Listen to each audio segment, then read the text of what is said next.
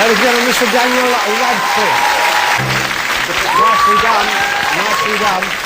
Well, Daniel, welcome to the show. Thank you very much. And congratulations, you're our youngest guest ever on the programme. Really? You're 16 years That's quite old. an achievement. Fantastic. I didn't even have to do anything. I just had to be young. I didn't have to do anything then, and everyone applauded. It's fantastic. I might be rubbish. You never know. Hang on, you've got too much energy for me. I'm trying to prove to you that it's not past my bedtime. Well, no, I can see well, obviously, you're full of the vim and vigour of life. When were you 16? When's your birthday? July 23rd. So you are now coming up for 16 and a half, then? Well, okay. Yeah. Okay. What can you do at 16 you can't do at other ages? You can't legally drive yet, can you?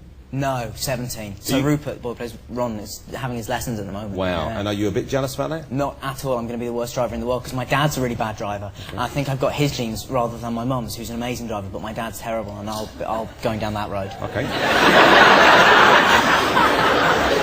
You are old enough that you could get married, I believe, if you wanted to, with your parents' consent. I could. I probably won't. Okay. Not yet. I mean... Hey, play the field for a little bit longer. Yeah. Take it easy. You can't vote yet? No. You can't drink alcohol yet? No. So you've never tried alcohol? No. No.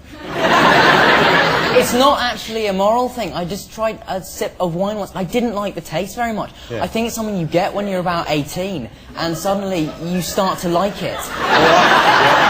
I'll probably try it. Because, you know, a lot of people do it, so there must be something in it. Yeah. I mean, but I haven't yet, no. And you don't, I'm assuming you don't smoke at all? No. Good, good, that's sensible. Do you know any adult jokes, any bleak humour? Do you?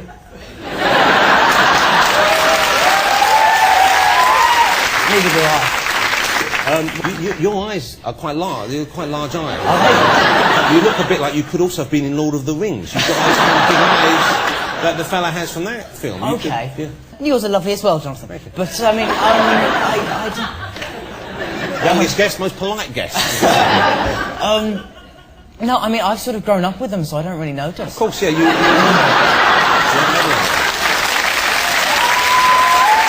is fantastic! You just say so. Yes! Brilliant! Fantastic! Thank you! Hold on, don't get him too excited, all right? Yeah, give him a chance. Never mind shouting Harry. He isn't actually Harry Potter. It's not real. He's an actor. Oh, look, they've all gone, oh, look at that little mock. Oh, my Oh, my goodness. Great How old were you when you did the first film? I was 11. Wow, look at that. Oh, God. That's the first time, when you showed it, that I've actually seen the first film. Pretty much since I did it. Yeah, yeah. You And haven't gone back weird. and watched it? No, I sort of was flicking through channels because there was nothing on, and they were showing the first film, and I was listening, and I thought I sort of got up to adjust the sound on the TV. It was just our voices hadn't broken, and so I was listening, and it just sounded ridiculously high. But it's so, when you look back now, it looks so sweet, because I've seen all the Harry Potter movies, and I'm lucky enough to have seen the next one. Yeah. But you're all proper grown-ups now. Yes. And it's so weird now seeing that clip and seeing these sweet little kids. I mean, that's a photograph of you from the new movie. What are you doing to Hermione there? You whatever it is, she don't like it. I'm being very, very protective, I think. Wow. Or that's the excuse I'm giving. When you got the part, it was a huge source of interest to people. Everyone was curious to find out who would get to play Harry Potter, because the books had already been remarkably successful. The audition process, I believe, was quite long and quite, you know, quite a big deal. Yeah. How many people auditioned? Do you know how many people auditioned for the I part? actually have no idea. It was in the thousands, I believe. I think so, yeah. But I sort of was quite lucky because I sort of skipped a lot of that, which was quite nice because I sort of came in about a month before we started filming or something, you know. Ridiculously short time, close to filming, really. Right. And so I was sort of cast at the 11th hour, so I'd only been to like 4 auditions. And So that was a nice thing for you, I thought. Oh, great, yeah. What did they ask you to do at the audition? Did they ask you to you know, demonstrate how you would hold a wand or what you would do? And, you know, presumably, well, no, seriously, because there's stuff you've got to do and it's got to look convincing. You can't just, you know, so there's, I imagine, some sort of a wand-based technique. It's in the swish and the flick thing. Wingardium Leviosa. Yeah, no, I was in the auditions and I sort of...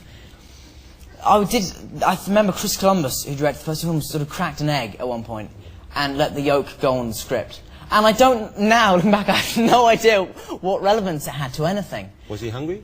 I don't know, it was just, I think it was... Do you think he brought it in on purpose?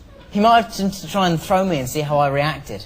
So he got an egg out. Yeah, and he cracked it on the script. And I'm sure there was a reason. I think it was to do with, it's the scene in the first one where we're in Hagrid's hut and they have the dragon egg. It's something to do with that. I don't know what, looking back. But then in the end, I think it was partly out of desperation, partly out of, you know, being I don't know, not an attention seeker, but something along those lines.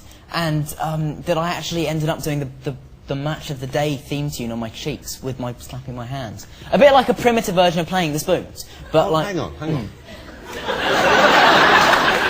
I'm finding this story quite hard to follow now. We started with the audition and the wand, then there was an egg, and now you're playing match of the day on your cheeks. Yes. This has actually happened this way, or have you... It was in that order. Have you been doing art recently and you accidentally breathed in the fumes of one of those panels? No, I dropped art. This is true. So can you still do the match of the day theme? I don't know. I mean, Well, I think we'd like to hear this if we can. I don't think you can tease us with a story as juicy as that without delivering. At least I can try. I'll try. I'm not guaranteeing like a perfect thing of it. I mean, like, Gary Lineker's not going to pop up afterwards, and it's not going to be that good. But if he did, that would be great, though, wouldn't it? that would be a cool thing. What if, because we're at the BBC, what if he's in the building and he hears it and thinks, I'm late, and he ran in? We would all then think you actually had magical powers. Maybe you do. Let's give it a try. Okay. Here we go.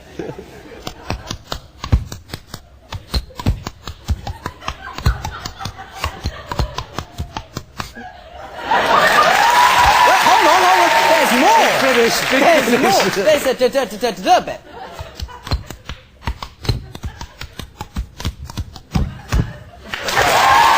go.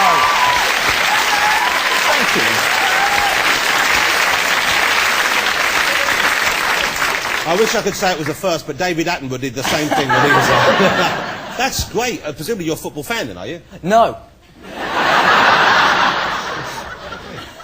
It all makes perfect sense somewhere. I think I probably was at the time, but I'm not anymore. But Chris Columbus at the end of that, so I'm just thinking about the eggs now, he said, well, if that doesn't get you the part, nothing will. And it did. Yeah. So you think that was what swung it for you?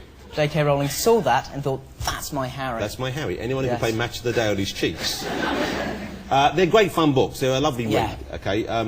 Now, there are 7 in total when it's completed. Yeah. 6 so far released. Okay? I think I've read the first 4. I don't think I've finished the 5th, and I've got the 6th one. Well, don't... Was that your voice breaking? Sorry. Wouldn't that be a great moment to have live on TV? Well, it's kind of... Your voice isn't going to break in that squeaky way, is it? It's just... you're already... My voice is broken. Well, it's... I think it will still get a bit deeper, all right? That would be good, actually. Because I heard, you know...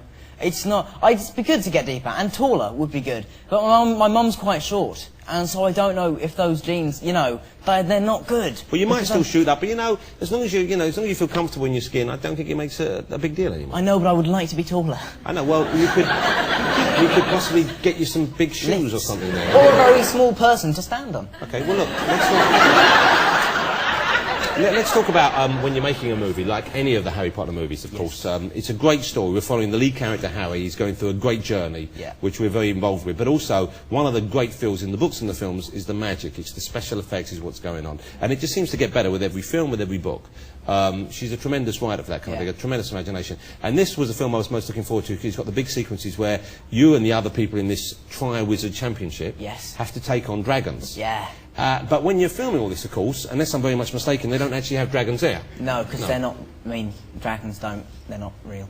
Who told you? How old are you? 16. Who told you that? Well, no, I just assumed it was, because instead of having a really cool, terrifying dragon there was a special effects man with a flamethrower. Is that all you get to... That can be scary in itself. It was a flamethrower? What do you mean that's all? You know, that's pretty cool. So you find that... And what about the...